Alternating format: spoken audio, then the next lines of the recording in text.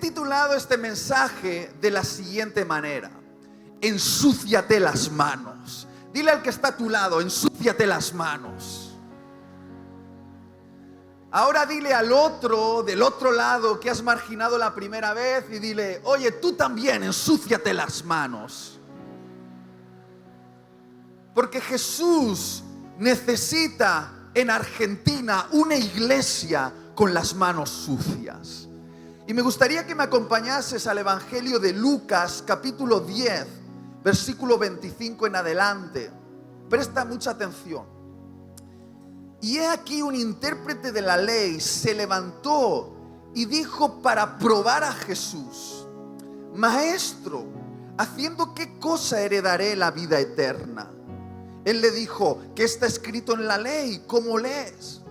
Aquel respondiendo dijo: amarás al Señor tu Dios con todo tu corazón y con toda tu alma y con todas tus fuerzas y con toda tu mente, y a tu prójimo como a ti mismo. Y le dijo: bien has respondido, haz esto y vivirás.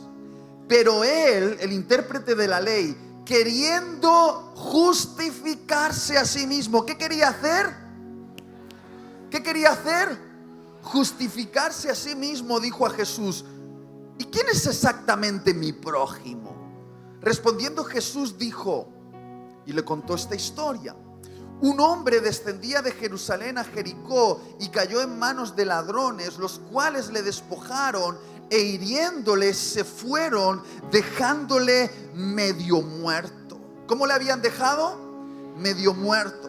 Aconteció que descendió un sacerdote por aquel camino y viéndole pasó de largo.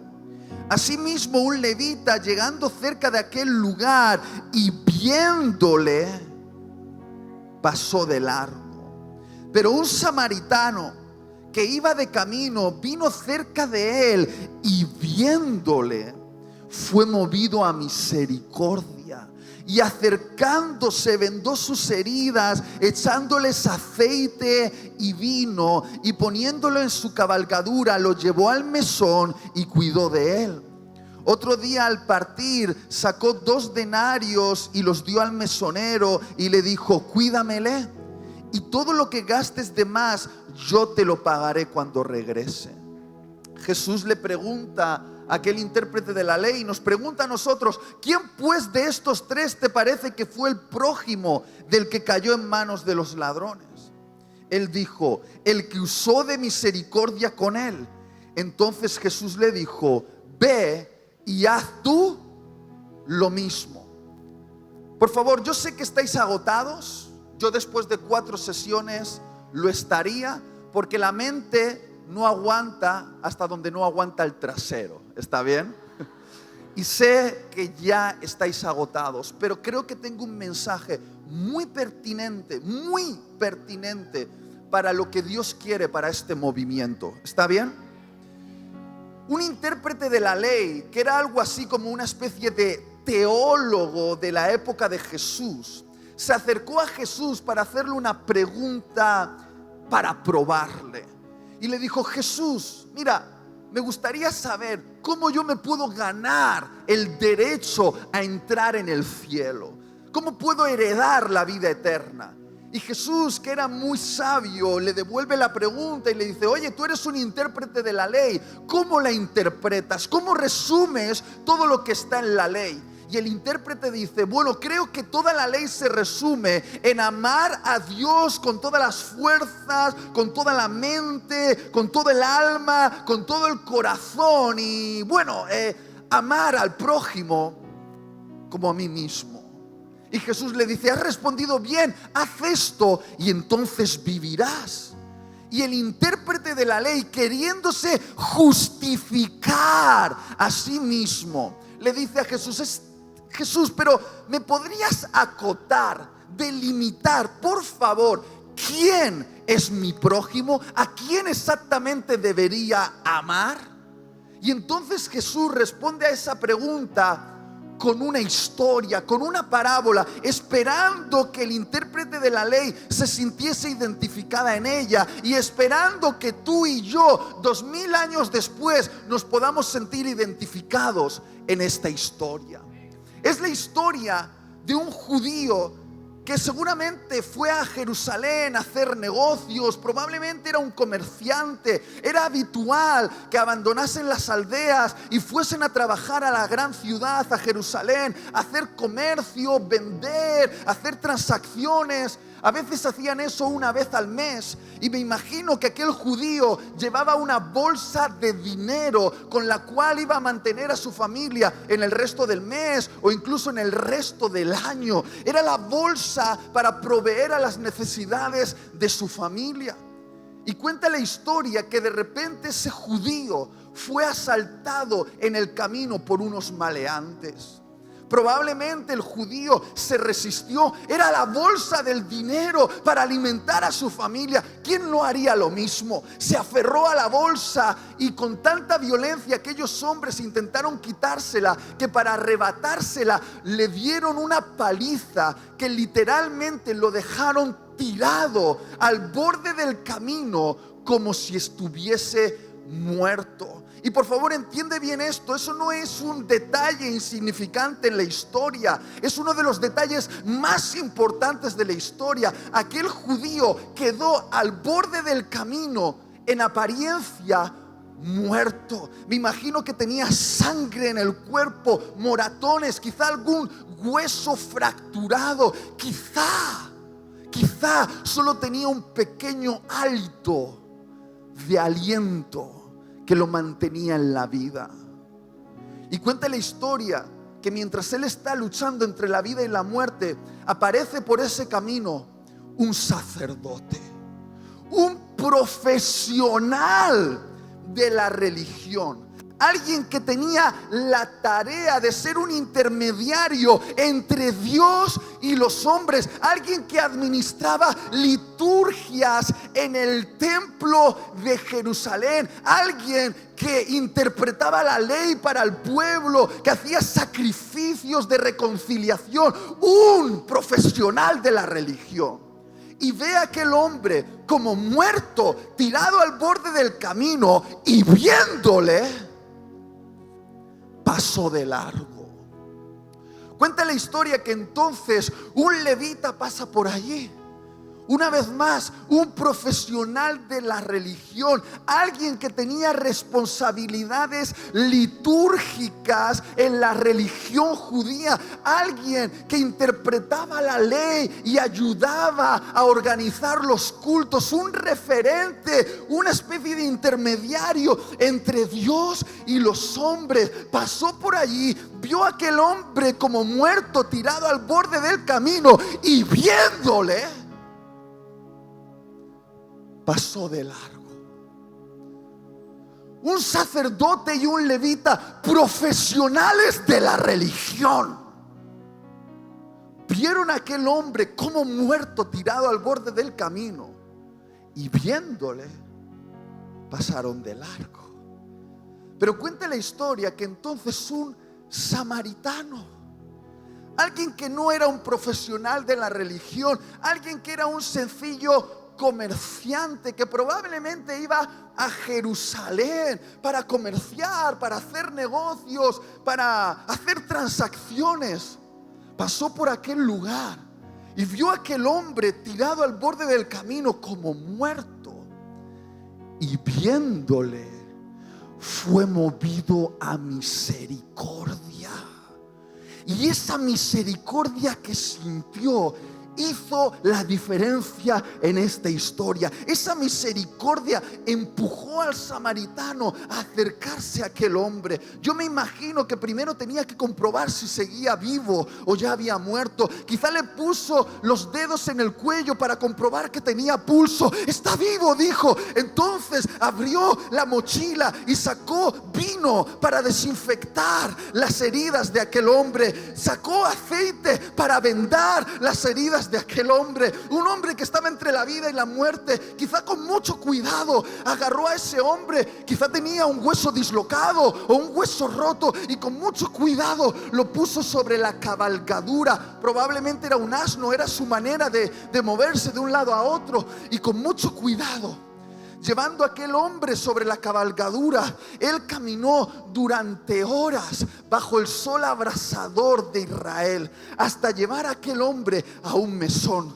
En ese mesón él financió todos los cuidados de aquel hombre, las medicinas y la alimentación, y le dijo al mesonero: cuídamele, y todo lo que este hombre consuma, ponlo a mi cuenta, yo lo voy a pagar. Y cuando Jesús cuenta esta historia, espera que tú y yo nos podamos sentir identificados en ella. Y queridos, queridas, yo soy un niñito de iglesia. A mi mamá solo le faltó parirme en la banca de una iglesia. ¿Me entendéis? Yo crecí en la iglesia escuchando estas historias, escuchando predicaciones sobre esta parábola cientos de veces. Y os puedo asegurar que rara vez he escuchado a un cristiano decir que se siente identificado con el sacerdote y el levita. La mayoría de cristianos que yo conozco dicen: mira, yo no sé si soy tan generoso, tan lleno de gracia y misericordia como el buen samaritano, pero lo tengo claro, yo no soy un demonio, una persona cruel y malvada como ese sacerdote y levita. Mira, no sé si soy tan bueno como el buen samaritano, pero lo tengo claro, yo no soy una bestia terrible y malvada como aquel sacerdote y levita. Queridos, queridas, tendemos a demonizar al sacerdote y al levita porque no entendemos sus razones. Porque si entendiésemos lo que pensaban, su sistema de pensamientos, entenderíamos por qué actuaron como actuaron. Y hoy, en los próximos minutos, voy a intentar, con la ayuda del Espíritu Santo, que tú y yo nos metamos dentro de la mente del sacerdote y el levita.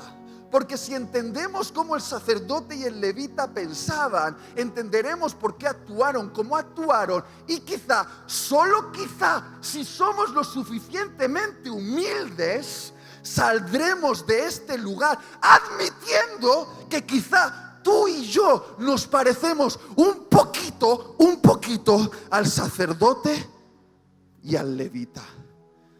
Esta es una predicación donde pierdo amigos, pero es necesaria. Ahora, para no haceros esperar más, voy a dar la respuesta desde el principio. ¿Estáis listos? ¿Queréis saber cómo pensaban el sacerdote y el levita? ¿Queréis saberlo, sí o no? ¿Quién me presta atención? ¿Estáis listos para esto? Aquí está la respuesta. El motivo por el cual el sacerdote y el levita dejaron tirado a aquel hombre como muerto al borde del camino no fue por una cuestión de maldad, sino que fue por un estricto cumplimiento de una ley ceremonial de limpieza litúrgica. Lo voy a volver a decir. El motivo por el cual el sacerdote y el levita dejaron a aquel hombre como muerto, tirado al borde del camino, no fue por una cuestión de maldad, sino fue por un estricto cumplimiento de una ley ceremonial de limpieza litúrgica. En la ley de Dios, en la Torá, concretamente en el libro de Levítico, había una serie de requerimientos que Dios mismo ordenaba para aquellos que eran profesionales de la religión, para los sacerdotes y levitas. Ellos tenían un estricto código de purificación que no podían transgredir. Entre ese código de purificación existía una norma clara de que un sacerdote o un levita no podían entrar en contacto con ningún ser biológico que estuviese muerto. Un animal o un ser humano muerto, solo rozarlo hacía que quedasen litúrgicamente contaminados. Eso significaba, por favor presta atención, que mientras estuviesen contaminados no podían realizar su oficio religioso. Y quiero que lo pienses bien. El sacerdote y el levita iban rumbo a Jerusalén, y aunque la historia no lo dice, puede ser que estaban en tiempos de fiesta en Jerusalén y tenían responsabilidades en el templo. Había gente que dependía de ellos. Ellos tenían que realizar liturgias. Y cuando vieron a aquel hombre al borde del camino que parecía que estaba, ¿cómo parecía que estaba? Muerto. No quisieron arriesgarse a quedar litúrgicamente contaminados. ¿Por qué? ¿Por qué? Porque si se hubiesen contaminado, lo primero es que hubiesen tenido que prenderle fuego a sus vestiduras y comprarse unas nuevas, que por cierto eran costosas. Luego tenían que hacer unos sacrificios de purificación, que por cierto eran costosos, y tenían que hacer todo un ritual de purificación en agua, que por cierto era costoso. Y eso normalmente tardaba unos 7 días de purificación. Y eso quiere decir que en esos 7 días ellos no podían cumplir con sus responsabilidades religiosas. Y quiero que lo penséis, pensadlo conmigo por favor. Ellos iban rumbo a Jerusalén porque tenían oficio religioso en el templo y dijeron: no me puedo arriesgar, porque si quedo contaminado no voy a poder cumplir con mis responsabilidades de culto. ¿No cambia un poquito la cosa cuando uno lo entiende así? La cuestión por la cual el sacerdote y el levita dejaron a aquel hombre como muerto, tirado al borde del camino, no fue por maldad, sino fue por un estricto cumplimiento de una ley litúrgica de purificación. Ellos creyeron que era más importante hacer un culto que salvar la vida de una persona. Y lo que voy a decir ahora va a ser muy confrontador, pero el Espíritu Santo lleva confrontándome con esto durante todo el año. Ahí va. En el reino de Dios hay leyes que son más importantes que otras leyes. Hay leyes superiores y hay leyes inferiores. Y si una ley superior entra en conflicto con una ley inferior, la ley superior debe prevalecer. Y el sacerdote y el levita, por no transgredir una ley inferior de limpieza litúrgica, transgredieron una ley superior de misericordia. Lo voy a decir otra vez porque no he escuchado ninguna sorpresa en la sala, y yo creo que esto es bastante sorprendente. El sacerdote y el levita, por no transgredir una ley inferior de limpieza litúrgica, transgredieron una ley superior de misericordia. Lo que quiero que entendáis es que el sacerdote y el levita no eran demonios, no eran mala gente, eran fieles, devotos, religiosos que perdieron el enfoque de lo que en el reino de Dios es más importante. Es decir, tenían una devoción religiosa desenfocada. Llegaron a creer que mantener liturgias es más importante que salvar la vida de personas. Estaban desenfocados, no eran mala gente, no eran demonios, eran fieles, devotos, religiosos, desenfocados. Olvidaron lo que en el reino de Dios es lo más importante para Dios, que no era el templo, eran las personas. Y he venido aquí a confesarme. ¿Está bien? Ahí va, voy a confesar mi pecado. Lo admito, soy un legalista en recuperación. Lo admito, tengo un fariseo aquí dentro. No lo aplaudáis, que se manifiesta. Tengo un fariseo aquí dentro que se enfarisea cuando no se cumplen las leyes. Porque a mí me gustan las leyes. Voy a ser claro, a mí me gustan las leyes a veces más de lo que me gustan las personas. ¿Por qué? Porque las leyes me hacen sentir seguro. Las leyes, cuando las cumples, tienes unos beneficios, y cuando las transgredes tienes unas consecuencias. Y como yo soy muy buen cumplidor de leyes, me hace sentir justificado. Incluso secretamente, no lo confieso mucho, me hace sentir que yo soy mejor que tú. No lo confieso mucho, ¿vale? Pero sí, está ahí. Y las leyes en mí, he sido educado para cumplirlas bien, y soy muy bueno cumpliendo leyes, muy bueno cumpliendo leyes. Sin embargo, las personas están locas. Siempre cambian de opinión, tienen altibajos, son contradictorias. Y yo prefiero tratar con leyes que tratar con personas. Pero Dios en este tiempo me está diciendo que lo más importante y más en este tiempo es recordar que las personas tiradas al borde del camino como muertas son lo más importante en el reino de Dios. Y tenemos que ensuciarnos las manos. Una iglesia que no se ensucia las manos, que no se arriesga a entrar en contacto con aquello que está como muerto, no puede cumplir con los propósitos de Dios en una nación. Y seamos claros, tú y yo, si estamos hoy aquí, en vez de estar rumbeando allá afuera, o bebiendo, o yéndonos a la playa, es porque somos buena gente. Somos buena gente, como el sacerdote y el levita.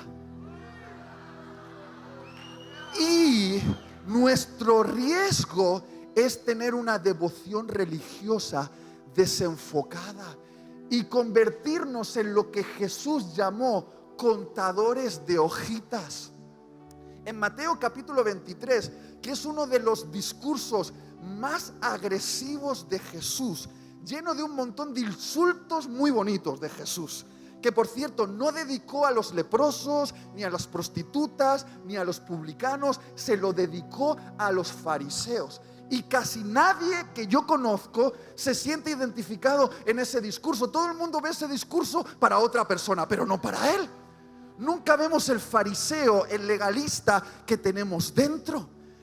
Y entre las cosas que Jesús les dijo a aquellos fariseos, Él les dijo esto: hipócritas, que diezmáis de la menta, el eneldo y el comino con una precisión matemática, pero mientras estáis diezmando de esas hierbitas, de esas hojitas, os olvidáis de cumplir lo que es más importante en la ley de Dios, que es hacer misericordia, hacer justicia y tener fe. Y no sé si entiendes lo que significa, pero en aquella época mucha gente tenía huertos, jardines. Los fariseos tenían huertos y jardines donde sembraban y cosechaban especias como menta, eneldo, comino, que era para aderezar la comida. Y los fariseos cumplían con tanta precisión la ley del diezmo, que tomaban todas las hojitas de la menta, el eneldo y el comino, y durante horas las contaban: 1, 2, 3, con una precisión matemática. Apartaban el 10% de lo que había producido su huerto, y mientras estaban distraídos contando hojitas, Jesús les dice: os estáis olvidando de hacer lo que es más importante en la ley de Dios. Sois asaltadores de casas de viudas, sepulcros blanqueados, por fuera bien blanquitos, por dentro llenos de podredumbre. Y yo no quiero convertirme en un contador de hojitas. No quiero ser un experto cumpliendo leyes inferiores que me hacen sentir justificado. Es que yo vengo a la iglesia, es que yo no digo palabras malsonantes, yo diezmo y todas esas cosas están bien. Pero si te olvidas de la misericordia, la justicia y la fe, estás descalificado en el reino de Dios, porque no te justifican las leyes inferiores si sacrificas las leyes superiores. Queridos, queridas, no nos convirtamos en una iglesia distraída contando hojitas. ¿Sabes lo que hacen los contadores de hojitas? Pelearse entre ellos para ver quién cuenta mejor las hojitas. Una iglesia distraída cumpliendo leyes inferiores que no está en la misión es una iglesia que se divide por las mayores absurdeces.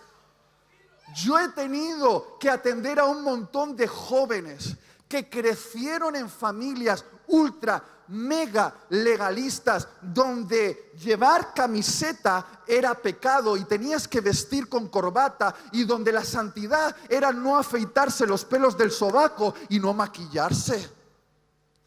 Esa gente que creció en esos contextos, esos jóvenes salieron de la casa de sus padres, renunciando a la fe de sus padres, viviendo una vida de desenfreno en las drogas, el alcohol, dolidos por la religión que tanto daño les había hecho, porque veían a sus padres siendo sepulcros blanqueados, aparentando algo, pero luego en la casa llenos de muerte. Y esos jóvenes los he visto después viniendo a eventos como estos y encontrarse con Dios y decir: Dios, este es el Dios que yo quiero seguir, el Dios que me salva. Y he visto a esos jóvenes llorando, diciéndome: Itiel, mi papá y mi mamá me han dicho que preferirían verme drogadicto en la calle antes de en una iglesia como esa.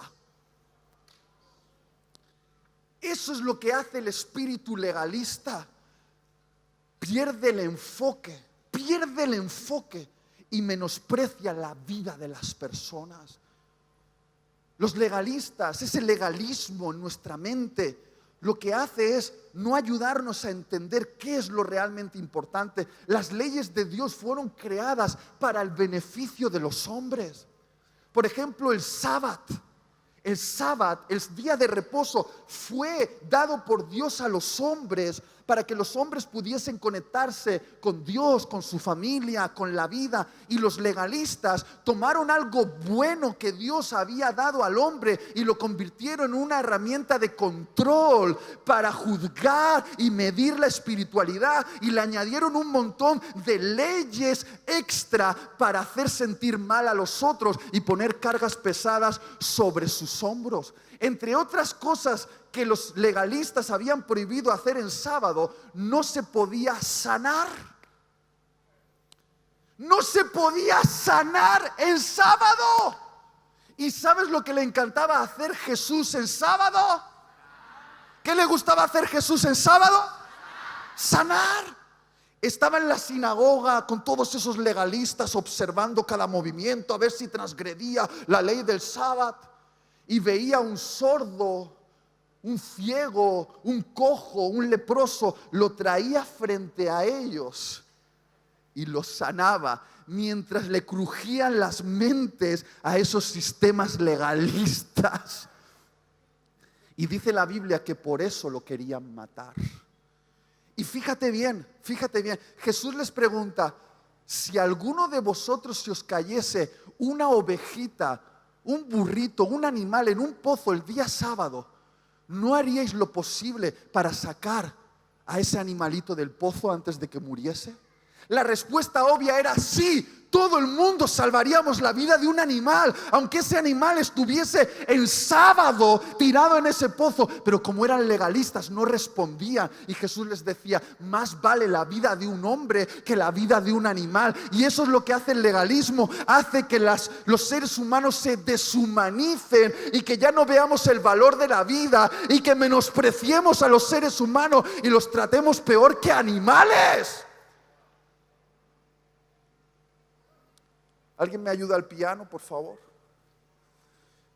Yo creo que Dios, con el corazón desgarrado, Les dijo a ellos y nos dice a nosotros: ¿no habéis entendido todavía lo que significa misericordia quiero y no vuestros sacrificios? Creo que Jesús contó esta parábola para mostrarnos lo inaceptable que es una religión que carece de misericordia. Creo que Jesús nos contó esta parábola para mostrarnos lo inaceptable que es un cristiano que cumple con las leyes litúrgicas, pero cuyo corazón se ha hecho insensible al dolor del prójimo. Porque, queridos, lo que Jesús juzgó del sacerdote y el levita y alabó del samaritano es que el samaritano, a diferencia de los profesionales religiosos, sintió misericordia. Misericordia, qué palabra tan importante en la Argentina de hoy y que está siendo tremendamente atacada. La palabra misericordia es la unión de dos palabras: miser y cordia, miseria y corazón. Sentir misericordia podría traducirse como sentir un profundo dolor en tu corazón por la miseria del otro. Sentir misericordia es sentir el dolor que tu prójimo está sintiendo. Un sinónimo de misericordia podría ser empatía. Sentir lo que el otro siente, ponerse en su lugar. Lo contrario a empatía, ¿qué es? Apatía, que literalmente significa pérdida de sensibilidad en el corazón. Y te voy a decir una cosa: una iglesia que pierde la sensibilidad en el corazón es una iglesia inútil para cumplir los propósitos de Dios en una ciudad. Una iglesia que pierde la sensibilidad en su corazón, que no siente el dolor del prójimo, es una iglesia que no podrá cumplir con la misión de Dios en su región. Yo le he dicho a Dios: Dios, tú sabes que quiero tener la mente de Cristo. Tú sabes que quiero tener gran conocimiento porque quiero ser un predicador que predique de los misterios del cielo. Quiero aprender teología profunda y llenar mi mente de las verdades de la doctrina. Pero Dios, te pido una cosa: antes de darme la mente de Cristo, asegúrate de que tenga el corazón de Cristo. Asegúrate de que dentro de mí yo sienta como siente Cristo, que sienta dolor con el dolor del otro, que sienta alegría con la alegría del otro. No quiero ser un predicador de biblioteca que se encierra con sus libros y llena su mente de conocimiento teológico, pero luego no siente nada. No siente nada cuando ve la miseria del otro. No quiero pararme aquí con el micrófono en la mano y veros solo como público. Sois personas, tenéis nombre y tenéis una historia, y sois más que una masa informe. Sois gente que siente. Y yo le pido al Señor: no quiero ser un religioso que predica desde aquí si no soy capaz de predicar desde aquí. Una iglesia que pierde el corazón. Y en tiempos como estos es muy fácil perder el corazón, perder la misericordia, porque en Argentina os están dividiendo. ¿Y qué logra la división? Hace que veas al otro como si fuese menos que un animal. Hace que veas al otro y no veas su humanidad. Hace que veas al otro y no veas la imagen de Dios en él, aunque esa imagen esté rota. Y cuando empezamos a jugar a ese juego de dividirnos entre nosotros y decir ellos y nosotros, entonces dejamos de entender que nuestra misión es cruzar la frontera y tener misericordia por el otro. Creo sinceramente que Jesús contó esta parábola para decirnos que adoración sin misericordia es inaceptable.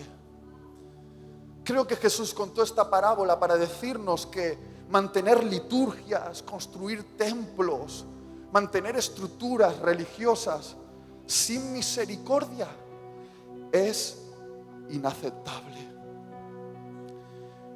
Y honestamente, pastora, qué alegría teneros aquí. ¿Habéis venido a juego? Es porque os amáis, mira, los dos de azul. Queridos, confieso que prefiero las leyes. Siendo honesto, porque las leyes se tratan de mí, se tratan de mi justicia, pero la misericordia siempre se trata del otro, y la misericordia siempre te perjudica de alguna manera. Y tú dices, ¿cómo que la misericordia te perjudica de alguna manera? Sí, si sientes misericordia, prepárate a perder. ¿Por qué? ¿Por qué?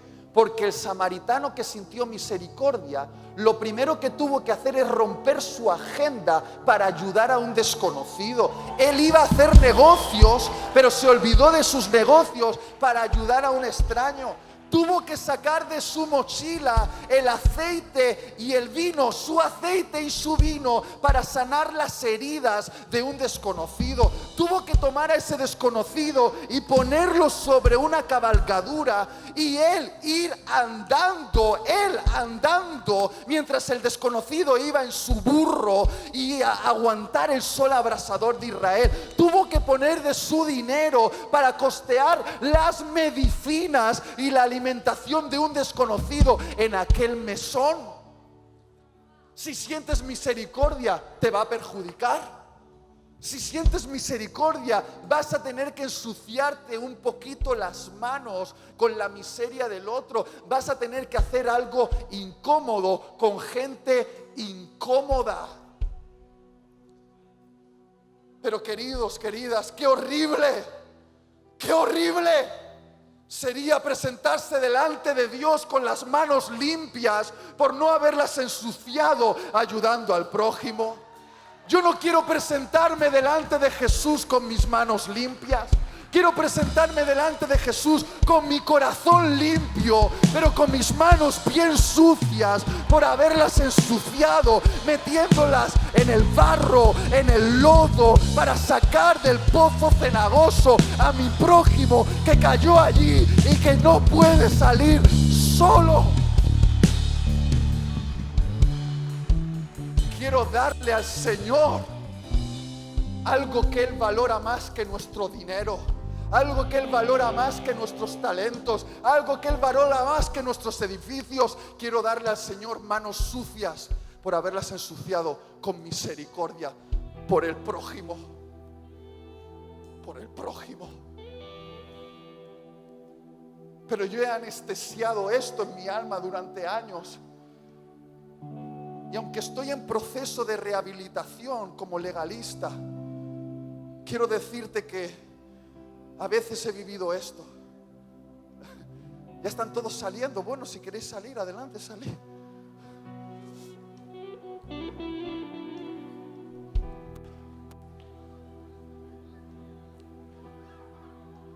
Os estáis metiendo en un lío, no sabéis a lo que estáis saliendo. Vais a arruinar vuestra vida. Porque ya vuestra vida no se va a tratar de vosotros, se va a tratar del otro, de salvar al otro, de dedicarte a la misión por el otro. Mira, la verdad, iros todos para atrás porque vais a arruinar vuestra vida. Esto es el antillamado, iros todos de aquí. Vais a arruinar vuestra vida porque ya no viviréis para vosotros mismos. Viviréis para una causa que es más grande que vosotros mismos. Viviréis para la causa del reino de Dios. Y la causa del reino de Dios siempre ha sido y siempre será salvar la vida de personas. Salvar la vida de personas. Ahora, escuchar esto. Durante un tiempo yo tenía una ley no escrita en mi mente, pero para mí era una ley importante. Era la ley de llegar puntual a la iglesia. ¿Cuántos saben que llegar puntual a la iglesia es algo bueno? Es buenísimo, deberías llegar puntual. Pero para mí, llegar puntual o antes de los demás era una ley que me hacía sentir justificado. Yo siempre he hecho cosas en la iglesia, he servido a mi pastor en todos los ministerios que te puedas imaginar. Hasta he estado en la alabanza.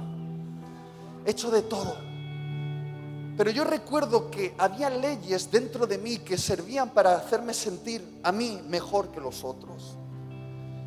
Y por hacer corta la historia, me casé y no digo nada, pero después de casarme, llegar puntual a la iglesia se hacía un poquito más difícil.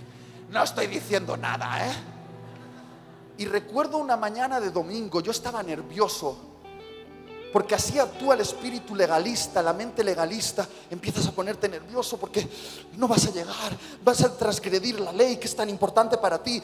Y mi mujer estaba haciendo cosas y yo empecé a tratar mal a mi mujer, avalado por una ley que yo tenía aquí. Es que no te das cuenta que vamos a llegar tarde. La empecé a hablar mal, a faltarle al respeto, supuestamente por mi justicia. Y recuerdo que ella salió, yo la agarré fuerte, vámonos. Nos metimos en el coche y yo ya había contado los minutos. Sabía que estábamos a minutos de llegar. Si me encontraba un problema en el camino, no iba a llegar. Estábamos justitos para llegar, entrar y que cuando se tocase el primer acorde yo estuviese en la primera línea levantando mis manos. Y de repente me subí en el coche, lo arranqué, di la vuelta a la manzana y vi a mi vecino con el capó de su auto levantado, metiendo las manos en el motor, con su familia dentro del auto. Y yo sabía lo que había pasado. Se había dejado las luces encendidas durante toda la noche y se había quedado sin batería. ¿Se dice batería aquí? ¿Y sabéis quién llevaba unas pinzas con las cuales podía cargar batería? ¿Sabéis quién llevaba unas pinzas en su auto? Vamos, profetas, ¿sabéis quién llevaba unas pinzas en el auto? Yo. Pero pensé, esto fueron 30 segundos, pensé, si me paro a ayudar ahora a mi vecino, ya no voy a llegar puntual a la iglesia. Y además voy vestido de camisa, con mi pantalón elegante, voy a tener que remangarme, me voy a ensuciar las manos con la grasa del motor, voy a ensuciar probablemente mi camisa y no tengo aquí toallitas húmedas para limpiarme las manos. Pensando todo eso en 30 segundos, mi mente calculando tiempos, dándome cuenta de que parar era no llegar, parar era ensuciarme las manos, parar era una incomodidad. ¿Y sabes lo que hice? ¿Sabes lo que hice? ¿Sabes lo que hice? Vi a mi vecino tirado al borde del camino y viéndole, pasé de largo. Aceleré, me fui a la iglesia, aparqué, minuto exacto entré, me puse en la primera fila, levanté mis manos y el guitarrista tocó el primer acorde y yo comencé a adorar.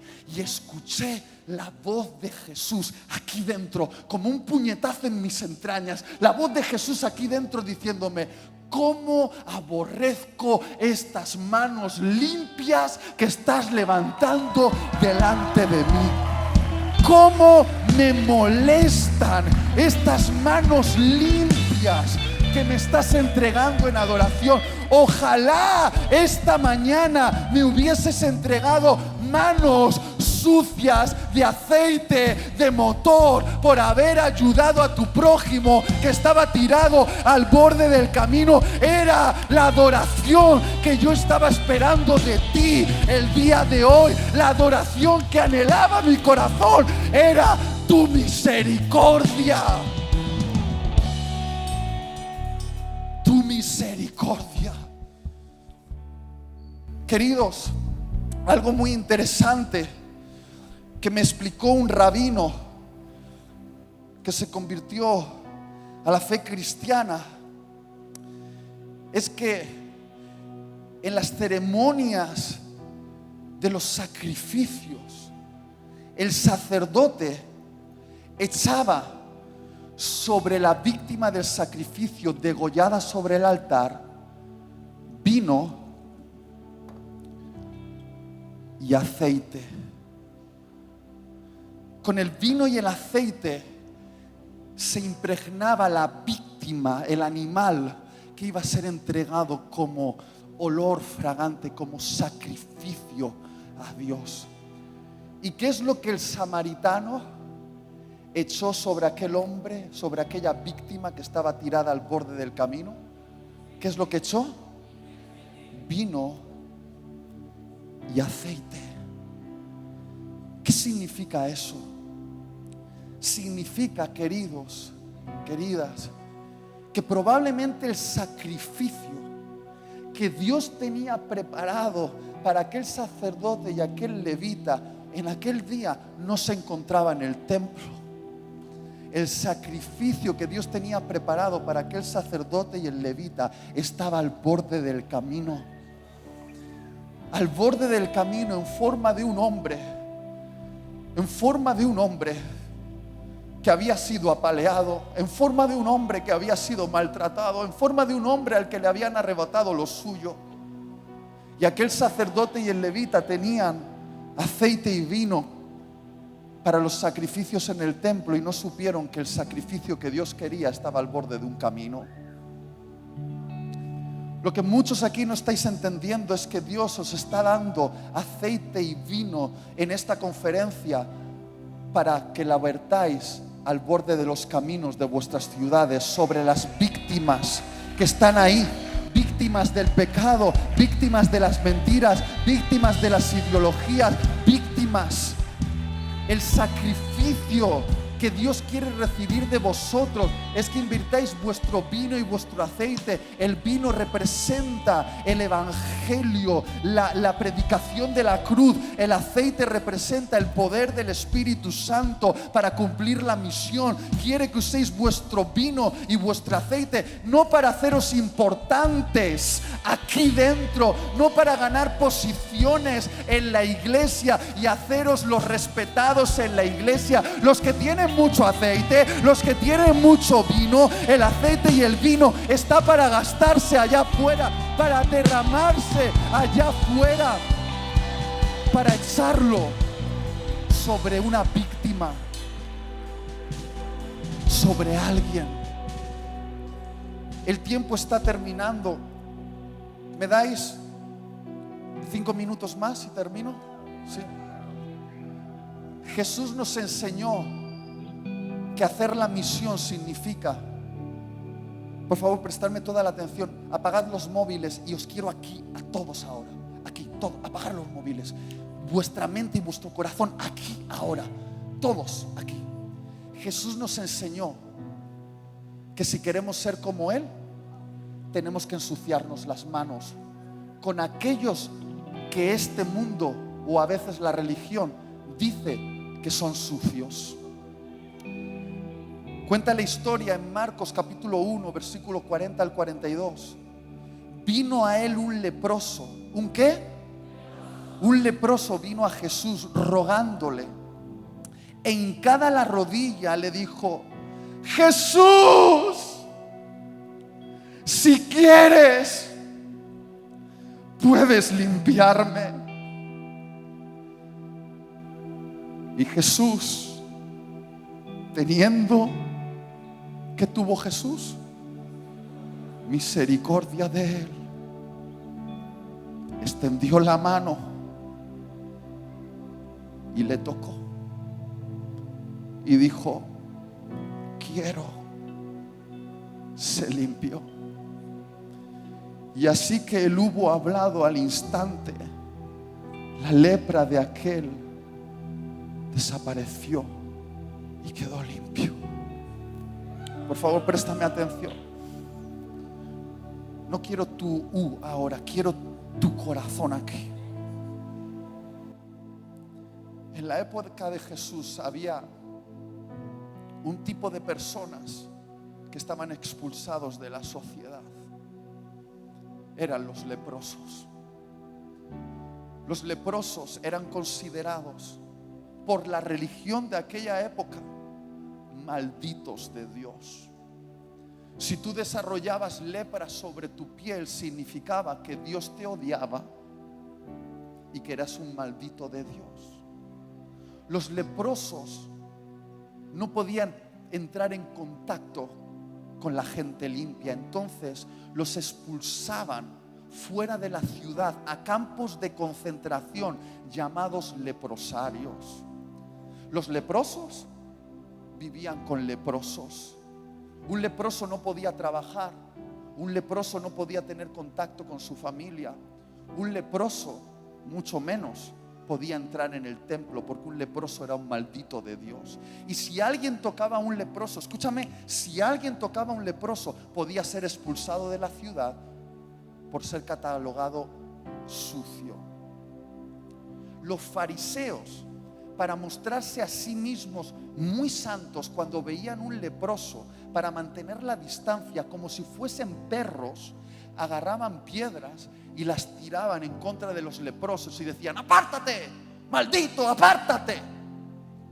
Los leprosos, la única manera de sobrevivir era pidiendo limosna. Y para pedir limosna tenían que entrar en la ciudad con sus ropas rasgadas, rotas, como señal de que eran leprosos. Y llevaban una campanilla en la mano y gritaban: leproso, leproso, leproso, para anunciar que el leproso entraba. No fuese que un niñito por casualidad rozase a aquel leproso y quedase contaminado. Pero la Biblia nos cuenta la historia de un leproso que estaba siguiendo la historia de Jesús. Vio a Jesús sanar la vista a un ciego. Vio a Jesús dando oído a un sordo. Incluso vio a Jesús levantar de una camilla a un paralítico. Y el leproso empezó a pensar: quizá hay esperanza para mí. Quizá ese rabino, que es diferente a los demás rabinos, tenga el poder para sanarme, porque ha sanado a otros, podrá sanarme a mí. Y el leproso, poniendo en riesgo su vida, salió de entre la multitud. Ven aquí. Y se echó frente a Jesús y le dijo: Jesús, si quieres, puedes limpiarme. ¿Qué le dijo? Sí. No dijo si puedes. Porque Jesús sabía, porque el leproso sabía que Jesús podía. Ya había visto a Jesús sanar a otros y sabía que ese Jesús tenía poder para sanarlo a él. Lo que ese leproso no sabía es si Jesús quería. Y le dice: Jesús, si quieres, puedes limpiarme. Piensa que por hacer esto él estaba poniendo en riesgo su vida. Lo podían apedrear porque él no podía estar ahí. Él tenía que estar en el leprosario. Pero la Biblia dice que mi Jesús, tu Jesús, aquel al que tú y yo seguimos e imitamos, se acercó a aquel leproso y hizo algo. ¿Cuántos saben aquí, por favor, cuántos saben aquí que Jesús tenía poder para sanar cualquier enfermedad solo con una palabra de su boca? Él había sanado a personas a la distancia solo con una palabra. Pero para sanar a aquel leproso, Jesús hace algo. Antes de sanarlo, lo toca.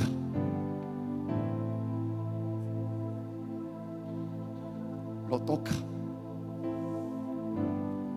La Biblia no nos dice dónde Jesús tocó al leproso, pero yo no necesito que lo diga para saber dónde lo tocó, porque yo conozco un poquito a mi Jesús. Y yo creo que Jesús lo tocó a la vista de todos en el rostro. Quizá un rostro que estaba desfigurado por la lepra, quizá las orejas estaban medio caídas, el párpado roto por la infección en la piel, quizá tenía los labios desfigurados por la lepra, una piel desfigurada, un rostro desfigurado que había sido escupido, maltratado, olvidado.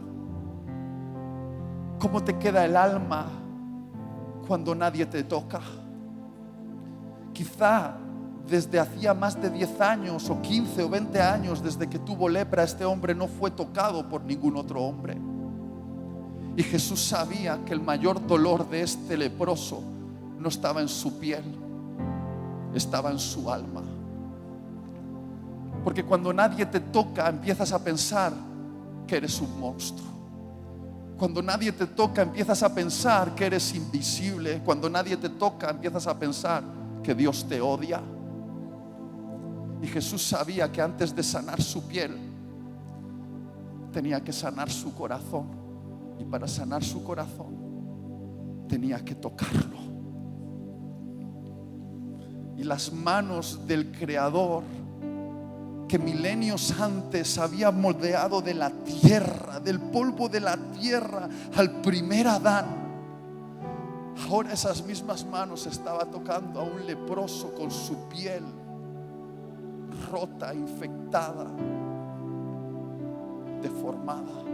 Las manos de Dios tocando a un leproso que por primera vez en años sentía el calor de unas manos tocándole, el calor de unas manos tocándole. Y Jesús le estaba diciendo: quiero, porque papá, tu papá quiere. No eres un maldito, no eres un olvidado, no eres un monstruo, eres amado por Dios. Quiero. Y después le dio una piel nueva, pero antes de nada lo tocó. Y querida iglesia, si somos seguidores de Jesús, la pregunta que deberíamos hacernos esta mañana es: ¿cuándo fue la última vez que tocaste un leproso? ¿Cuándo fue la última vez que te ensuciaste las manos tocando a un maldito? Quizá tú digas: no, pero en Argentina ya no hay leprosos andando por las calles. No me estoy refiriendo a la piel, me estoy refiriendo al alma. Leprosos del alma que están infectados con pecados que tú y yo hemos estigmatizado y los hemos considerado malditos y hemos dicho: mejor que estén lejos de la iglesia, mejor lejos, lejos, lejos, porque su forma de vivir, sus ideologías, su orientación sexual, la manera en la que viven su vida. Allí en el leprosario tenemos a personas en nuestras mentes que hemos metido en leprosarios. Pero si tú te comprometes con la misión de Jesús, significa que te comprometes a tocar a los leprosos. Porque es imposible sanar a un leproso si no hay una iglesia que lo toca, si no hay una iglesia que está dispuesta a ensuciarse un poquito las manos. Ensuciarse un poquito las manos por misericordia. Y así termina el sermón como comenzó la parábola. ¿Quién es mi prójimo? Tu prójimo no es solo el que te cae bien. Tu prójimo no es el que vota al mismo partido político que tú. Tu prójimo no es el que vive una vida sexual como la tuya. Tu prójimo son todos. Porque quizá no todos somos hermanos, pero todos somos prójimos. El homosexual es tu prójimo. El que vota al partido político contrario al que has votado tú es tu prójimo. El que vive una vida que te incomoda es tu prójimo. Quizá no todos somos hermanos, pero todos somos prójimos. Y Dios prohíbe que acotes tu misericordia solo a las personas que te caen bien. Si realmente formas parte del movimiento Somos la Voz, si formas parte del movimiento de Jesús, tienes que cruzar la línea y ir al leprosario y tocar a los leprosos de tu ciudad. Tocar a aquellos que hemos estigmatizado y decirles: tienes lepra, pero que sepas que papá Dios te ama, que sepas que eres valioso para Jesús, que sepas que hay esperanza para ti, y conozco un poder que te puede limpiar por dentro. Este es el llamado. Me gustaría pedirle No sé si están por aquí. Venir.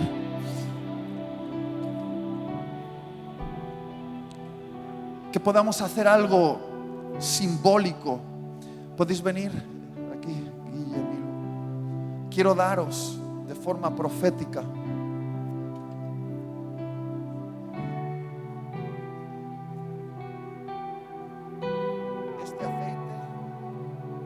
este aceite y este vino. Esto es lo que está ocurriendo aquí. Estamos proveyendo a este ejército de misericordia, de aceite y de vino. Pero aquellos a los que tenemos que embadurnar con este aceite y ese vino son los leprosos que están al borde del camino. Guille, cuando hablé por teléfono con él, me dijo: Itiel, somos la voz, no es para entretener, es para entrenar. Y si este mensaje no te impulsa a salir allá afuera y tomar a tu vecino, tu vecina que has sacado de tu vida y lo has puesto en un leprosario porque es homosexual, o porque es del otro partido político, o porque vive la vida de esta manera, o porque tiene otra religión, si este mensaje no te hace tocar, estar cerca y decir: hey, papá Dios te quiere, y tengo vino del Evangelio que puede sanar tus heridas, y tengo aceite del Espíritu Santo para hacerte vivir la vida con poder.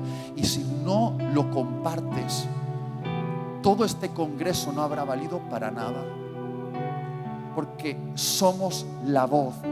Es ser la voz de Dios para decirle a los leprosos: papá quiere y puede limpiar.